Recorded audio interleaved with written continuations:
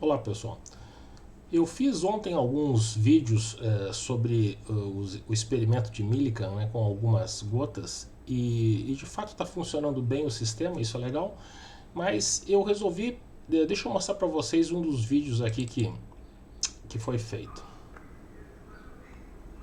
Ok? Então, né, se vocês olham aqui para esse vídeo, a gente está vendo aqui então várias gotas, né? A gente está vendo a subida e descida, né?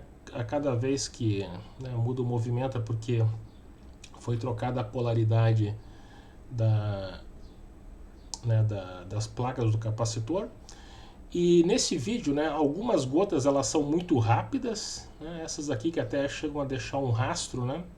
Como o tempo de abertura, né, em cada quadro é relativamente grande, vocês têm um rastro que fica quando as gotas são muito rápidas. E algumas delas são um pouco mais lentas, né, e a gente consegue ver com um rastro menor, né, e quase como um ponto, na verdade.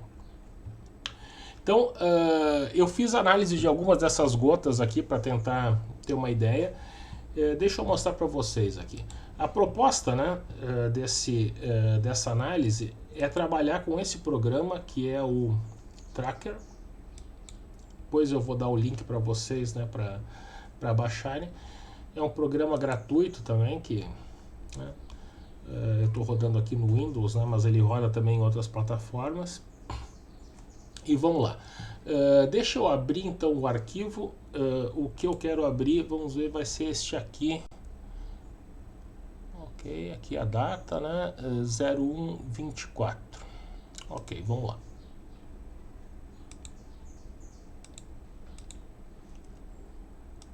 Deixa eu ir até a minha pasta aqui.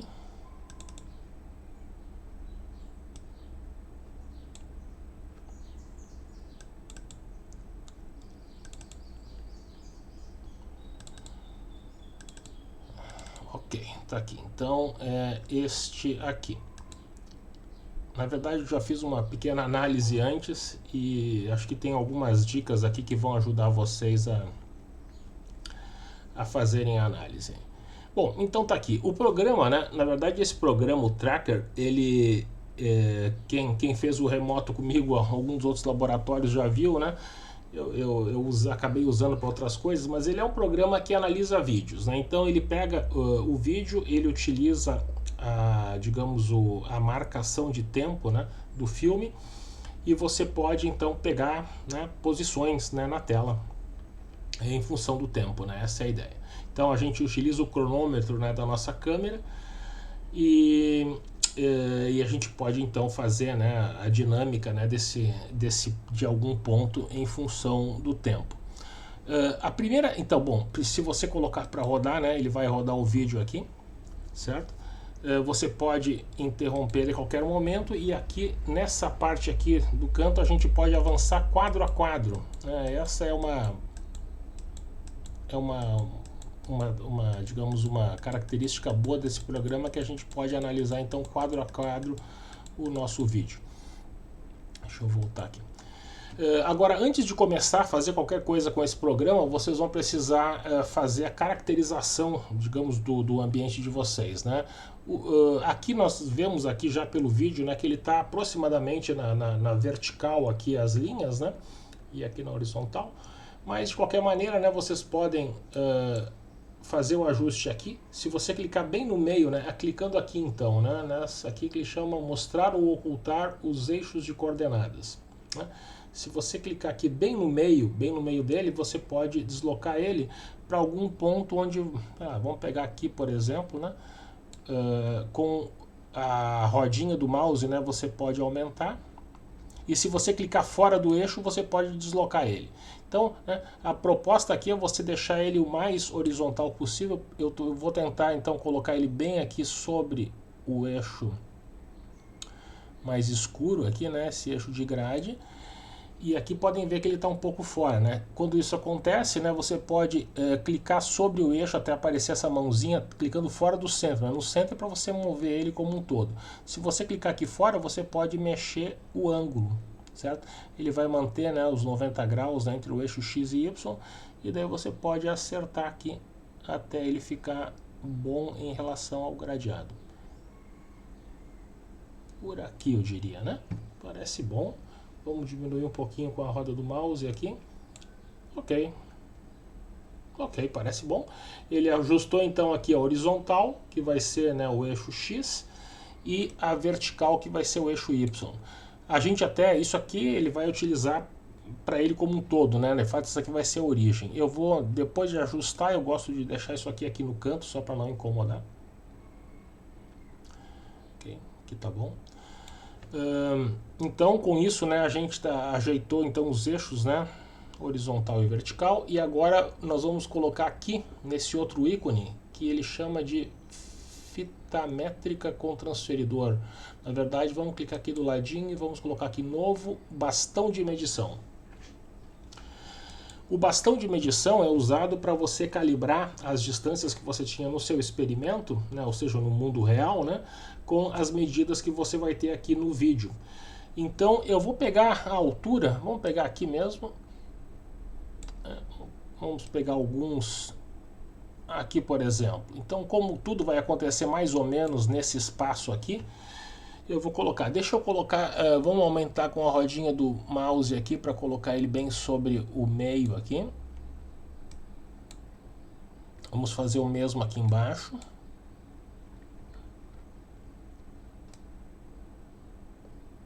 Joia. E o que eu fiz aqui então foi colocar esse meu bastão de medição em 3 dessas unidades maiores, desses quadrados maiores aqui, né? Começando aqui, né? Então 1, 2, 3. E segundo o fabricante, cada um desses retículos maiores aqui, ele corresponde a 0,5 milímetros. Então, nesse intervalo aqui nós temos 1,5 milímetros. E aqui você vai colocar a distância então que corresponde ao mundo real. Então aqui vamos colocar 0,015. Opa, 0,015. Então isso aqui vai ser, vamos dar um enter aqui, 1,5 vezes 10 na menos 3 metros, certo? Então isso aqui corresponde a 1,5 milímetros. Então agora nós calibramos já o sistema, não precisa ficar por aqui, você pode deixar em qualquer lugar ele aqui depois, ele só vai usar então como calibração para a nossa imagem toda. E agora vamos lá, então, feito isso, a gente vai querer agora, deixa eu andar um pouquinho aqui, aqui começou a andar, vamos andar quadro a quadro. A gente vai querer fazer então a medida, né, de algumas dessas posições em função do tempo. O que interessa para a gente é a posição Y, né? Ele vai, de fato, ele já mede tudo aqui, mas o que vai interessar aqui vai ser a posição Y, né? A posição na vertical. Eu fiz alguns testes ontem, depois eu quero comentar com vocês um pouquinho mais, a gente vai comentar na aula também, mas como dica, essas gotas que fazem um borrão nesse vídeo, né? No vídeo aqui nós temos 30, eu fiz com 30 quadros por segundo, 30 frames por segundo. E o que eu já vi aqui claramente é que essas gotas aqui que fazem esse clarão aqui, esse risco, elas são rápidas demais, né? Essa primeira, a carga deu cerca de 20 vezes 10 na menos 19 coulomb, né? Comparando com 1,6 vezes 10 na menos 19 coulomb, que seria a carga de uma carga, né, básica. Então aqui nós temos várias cargas, deu até um pouquinho acima de 20 vezes 10 a menos 19. E eu calculei para essa aqui também e deu, acho, em torno de 6 ou 7 vezes 10 a menos 19. E eu calculei para esta aqui e deu bem melhor. Então, né, isso já vai ser aqui um indicativo de que a gente tem que tentar evitar cargas que são muito rápidas aqui, porque elas devem ter muita carga, certo? Então vamos dar uma olhadinha. Eu vou tentar calcular para esta aqui, né? Eu fiz várias né, várias subidas e descidas. Não é necessário analisar todas elas, de fato eu acho que analisando um conjunto, né, subida e descida, é o suficiente. Nós costumávamos fazer várias medidas, né, quando se fazia, né, no olho visualmente com cronômetro, porque lá o tempo, você fazia uma medida somente, né, de tempo de subida e uma medida de tempo de descida. Então nós fazíamos várias medidas para fazer uma média. Mas como aqui nós vamos ter muitas medidas no meio do caminho, não é necessário. Então deixa eu tentar pegar, eu vou tentar pegar essa gotinha pequena, eu não analisei ela antes, vamos tentar ver o resultado que vai dar com ela. Essa aqui mexe muito pouco, então eu vou tentar pegar esta aqui mesmo. Essa aqui eu acho que é uma gota que ela tem um bom movimento aqui e não parece muito rápida. Então vamos lá, vamos pegar o início então, quando ela ainda está subindo aqui, ela está aqui embaixo, vamos começar a medir ela a partir daqui. Para fazer isso, né, bom, você pode selecionar, né, com o controle deslizante, né, o ponto onde você quer começar. E se nós quisermos medir então um ponto, né, você vai vir aqui em Track, nós vamos colocar novo e ponto de massa. Certo? Ele já abriu aqui na lateral, né, alguns gráficos que nós vamos colocar. Ele abre por padrão, né, o ponto X e o ponto Y para esse ponto. Não interessa isso muito para a gente, né? De fato o X não interessa. E o que eu vou querer olhar vai ser a componente Y da posição, então Y. E aqui eu quero olhar a velocidade Y, componente Y da velocidade. E os dois gráficos estão em função do tempo. Você pode trocar também, mas o tempo aqui é importante para a gente também, né? Então vamos lá. Assim, além disso, nessa tabela aqui embaixo a gente pode selecionar os dados que nós vamos querer ver e eu vou querer ver os mesmos dados daqui de cima. Então, em dados eu vou tirar o X, vou deixar o Y e vou colocar o VY. E daí com isso nós vamos ter um gráfico onde vai ter o tempo, né? O tempo sempre está na tabela.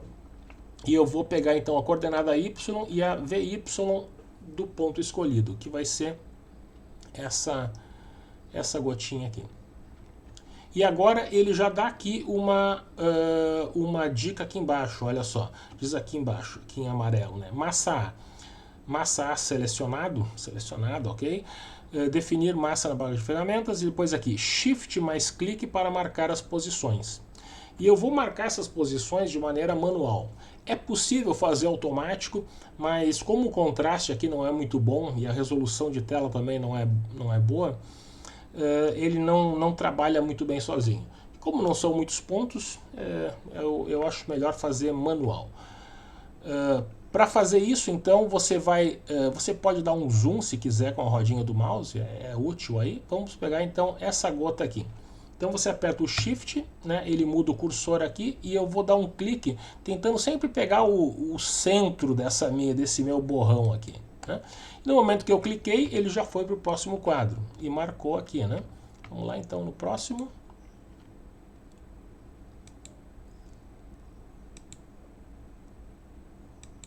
Bom, já marquei alguns pontos, você pode ver, né, que a posição Y que está aqui, ela está subindo, né? Claro, minha gota está subindo, ele está marcando aqui então uma subida. E aqui a velocidade. Então, para fazer a velocidade, claro, ele vai pegar, né, a distância dividido pelo tempo. Claro, a distância vão ser então as duas posições e vai dividir pelo tempo que ele tem o intervalo de tempo do filme e vai colocando então ponto para velocidade. E é isso aí. Então é um trabalho, né, repetitivo aqui,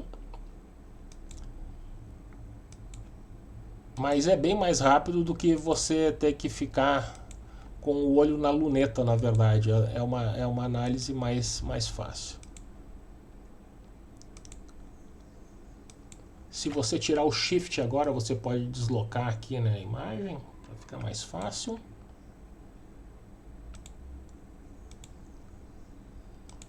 Bom, a gente deve ir até o final aqui. Como eu não quero deixar o vídeo muito demorado, eu vou fazer alguns pontos aqui e agora eu vou avançar. Depois eu quero fazer a volta. Deixa ele subir. Aqui, já começou a descer. Tá bom. Então agora, como ele começou a descer, eu vou começar de novo. Agora com o Shift, vamos apertar para ele pegar a descida.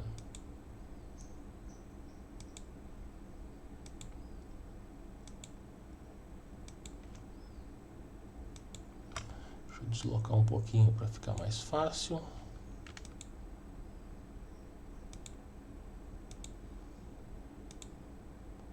Tentem fazer com bastante cuidado, né? Tentando pegar o centro dessa distribuição.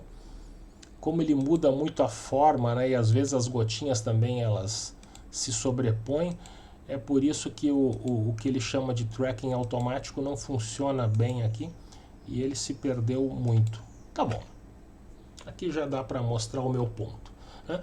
Então vamos dar uma olhadinha nos gráficos que ele fez agora aqui, né? Então o gráfico de cima, a posição, aqui obviamente a gota subindo, né? Como o gráfico da posição com o tempo está aproximadamente uma reta, a gente pode ver que é velocidade constante, né? A velocidade limite que a gota atinge, né? Então no fluido que é o ar, e aqui então ela descendo.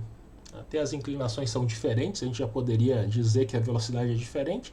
E ele calculou a velocidade ponto a ponto aqui, né? Então a gente pode ver que vai ter uma velocidade então aqui de subida. Se você deixa o mouse em cima, ele dá inclusive as coordenadas aqui em amarelo, né? Então aqui, por exemplo, ele já calculou em 3,89 metros por segundo, né? Aqui, por exemplo, é mais alta, 4,53, aqui 3,84. Assim, vezes 10 dá menos 4, né? Tem aqui metros por segundo. Mas então, né? Por isso que é importante fazer a calibração de distâncias, né? Porque daí ele já vai te dar as velocidades em unidades corretas, né? E aqui então a velocidade vai ser negativa, no caso, porque estava descendo, né? Então você tem valores aqui, menos 4,21 vezes 10 dá menos 4 metros por segundo. E aqui embaixo são as mesmas, os mesmos dados em forma de tabela. Uma coisa, né, que é útil para a gente aqui na hora de fazer a análise é que se você clicar, por exemplo, sobre um dos pontos aqui, ele vai selecionar o ponto na tabela aqui embaixo. E daí então, se eu quero pegar esses dados completos aqui, né, eu posso selecionar aqui. O que me interessa é a velocidade, VY, então eu vou arrastar aqui, selecionar todos os dados dessa ponta, e você pode clicar aqui com o botão direito e copia os dados selecionados, precisão total. Feito isso, a minha proposta aqui para análise é você ir, por exemplo, numa tabela. Depois eu vou mostrar que eu criei aqui uma tabela de cálculo. Eu criei aqui uma página 1 para os cálculos mesmo que nós vamos fazer, uma página 2 para fazer esse cálculo da velocidade média. Você pode clicar, por exemplo, aqui sobre a coluna A, vamos colar, daí ele colou. Vamos apagar esses textos aqui, e agora vamos fazer a mesma coisa com o outro dado, com a outra coluna, né, que seria para velocidade de descida. Aqui, né? Então vamos clicar agora aqui sobre esse ponto aqui, ele marcou aqui embaixo, e agora vamos pegar todas as velocidades de descida. Mesma coisa, copia os dados selecionados, precisão total, e vamos voltar lá para a tabela. Vamos clicar aqui na coluna B e Ctrl V, colar. E vamos apagar de novo aqui os textos. E aqui ele já vai fazer a média da coluna. Então, nessa aqui ele vai fazer a média dessa coluna A e aqui vai fazer a média da coluna B. Então, com isso aqui já são os dados, né, em média. Já deixa eu colocar aqui que as unidades aqui então vão ser metros por segundo. Certo? Já está na unidade então de metros por segundo, e você pode pegar esses dados e copiar daí para outra parte do cálculo, né? Por exemplo, essa aqui é a velocidade de subida, né? Então vamos pegar aqui o valor, deu 0.0002101, ok? Quadros significativos, tá bom. Vamos voltar para cá. Então a velocidade de subida vai ficar 3 zeros aqui, né? E 2101. velocidade de subida, então vai ser 3 zeros e aqui vai ser 2101. E velocidade de descida, aqui está negativo, né? Nós vamos colocar positivo lá, colocado em módulo naquele exemplo, e daí vão ser 3 zeros e 3161.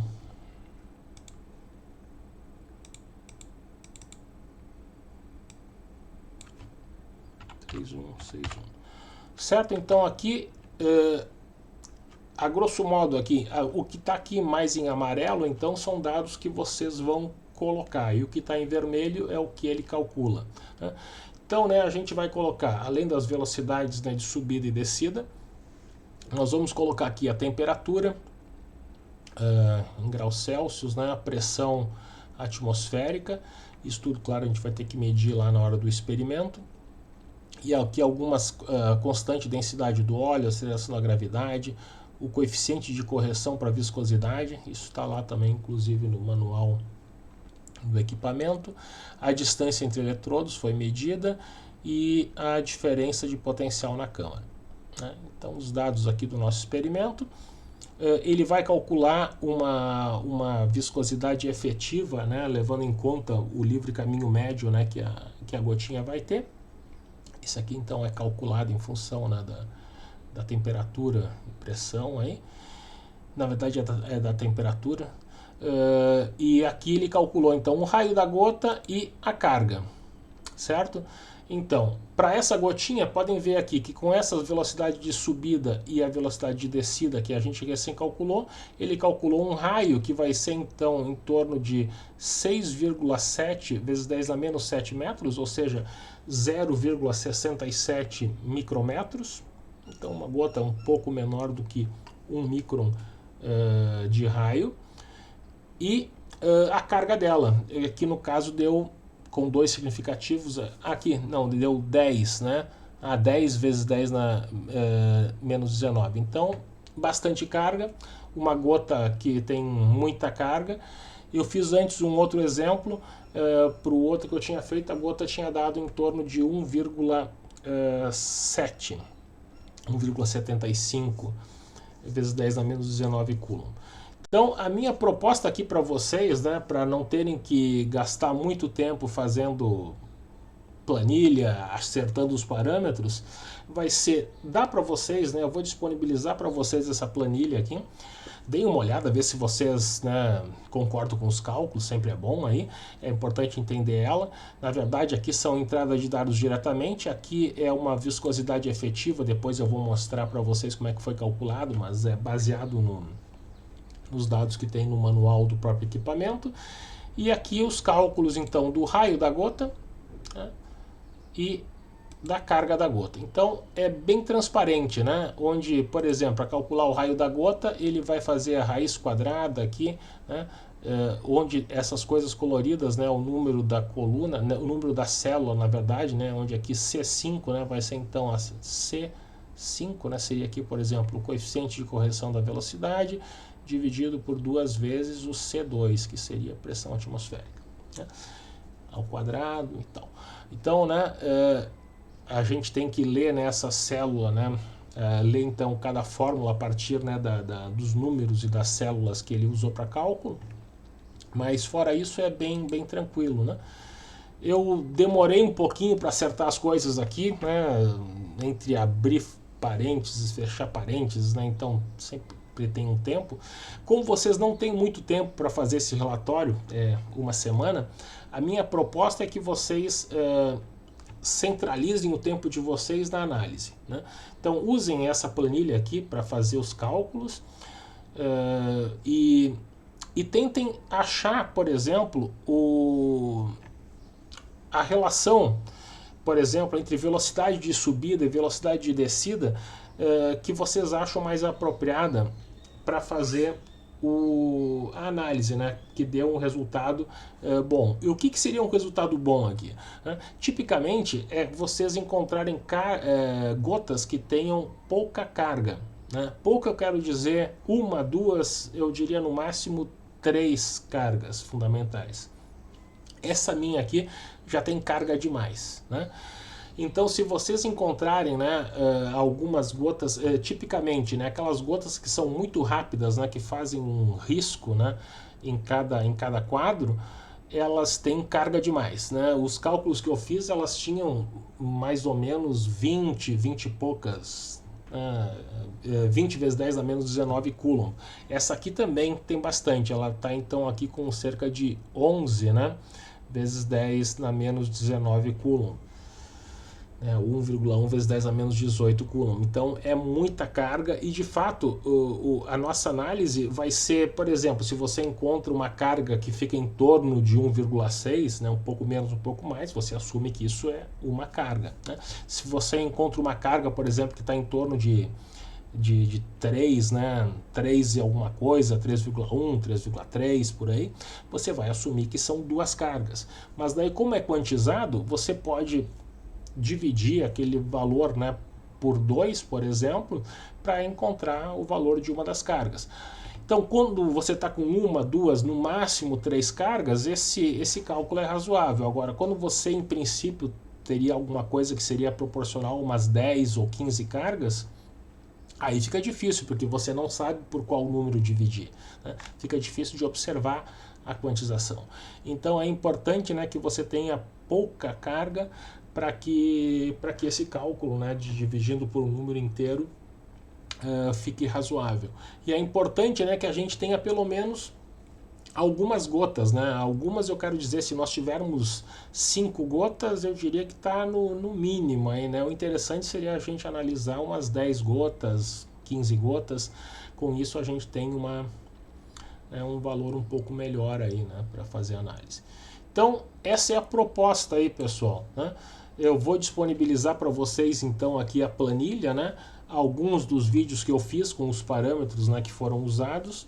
E então eu gostaria, né, que a gente tirasse então mais dados depois, né, na aula para fazer análise.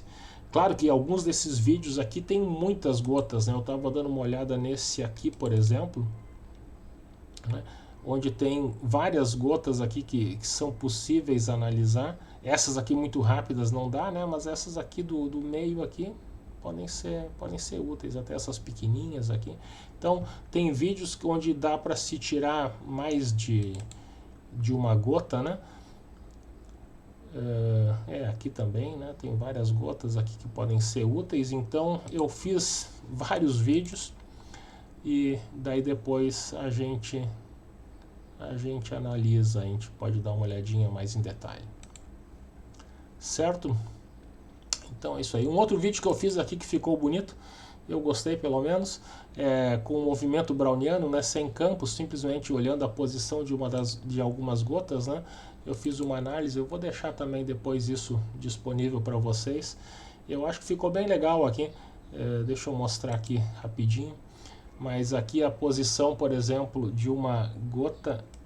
Isso aqui eu fiz com o tracking automático, me deu um trabalhinho para fazer, mas eu fui pegando a posição de uma gota em função do tempo, né? E aqui no caso, né, eu peguei a posição X e Y, né, que era mais interessante. Então, né, a gente já pode ver aqui em Y que a gota foi sempre caindo, né? Ela está caindo gravitacionalmente. E aqui em X, né, ela fica fazendo o movimento browniano, né? Então a gente já pode ver nessa gotinha aqui, foi a que eu persegui, mas tem outras aqui, né, que daria para fazer esse tracking. E de fato, assim, uma coisa que eu não falei antes, né, mas você pode aproveitar, né, quando você faz um vídeo, você pode fazer mais do que uma análise, né? Por exemplo, nessa aqui, né, deixa eu parar aqui no meio aqui. Se a gente quisesse fazer uma segunda, claro, para mim olhar essa aqui, eu fiz aqui, né, como eu falei aqui no track, né, ele faz aqui o ponto de massa que ele chama, e se você clicar aqui no lado, né, para o novo, você pode pegar um novo ponto de massa. Daí ele vai pegar uma outra massa que ele vai chamar de massa B, e daí você pode utilizar, né, fazer várias análises no mesmo vídeo, né? Isso também é uma coisa importante aí para olhar. Mas isso aqui eu achei que ficou interessante, né? Onde a gente pode observar então movimento browniano. Aqui está uma gota pesada caindo. E essas aqui são pequenininhas, né? A outra certamente era maior. Essas aqui são pequenininhas, né? Elas ficam fazendo esse movimento de zigue-zague pela colisão com moléculas do ar. Joia, pessoal? Então é isso aí. Bom trabalho.